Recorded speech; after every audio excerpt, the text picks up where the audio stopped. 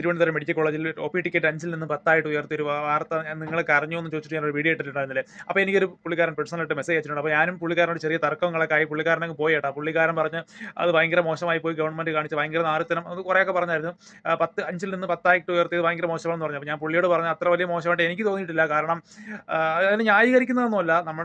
ഞാൻ ആലോചിച്ചിട്ടുണ്ട്. കാരണം നമ്മുടെ തിരുവനന്തപുരം മെഡിക്കൽ കോളേജിൽ പോയിട്ടുള്ളവർക്കറിയാം ഒരു ദിവസത്തെ നടത്തിപ്പിന് വേണ്ടി ലക്ഷക്കണക്കിന് രൂപ ഗവൺമെന്റിന്റെ കയ്യിൽ നിന്ന് ആ ഹോസ്പിറ്റലിലോട്ട് ചിലവാകുന്നുണ്ട്. അപ്പോൾ നമ്മളെ കൊണ്ട് പറ്റുന്ന രീതിയിൽ തിരിച്ച് അവരെയും ഗവൺമെന്റിനെ സഹായിക്കുക എന്നുള്ളത് നമ്മുടെയൊക്കെ ഒരു ബാധ്യതയാണല്ലോ. അപ്പോൾ 5 രൂപയിൽ നിന്ന് 10 രൂപയായിട്ട് ഉയർത്തുന്ന അത്ര വലിയ നമുക്ക് സാമ്പത്തികമായിട്ട് വലിയൊരു ബുദ്ധിമുട്ട് ഉണ്ടാക്കുമെന്ന് ഞാൻ വിശ്വസിക്കുന്നില്ല. കാരണം 10 രൂപ എടുക്കാനുള്ള ആളുകളുടെ കയ്യിൽ എന്തായാലും 10 രൂപ ഉണ്ടാവും.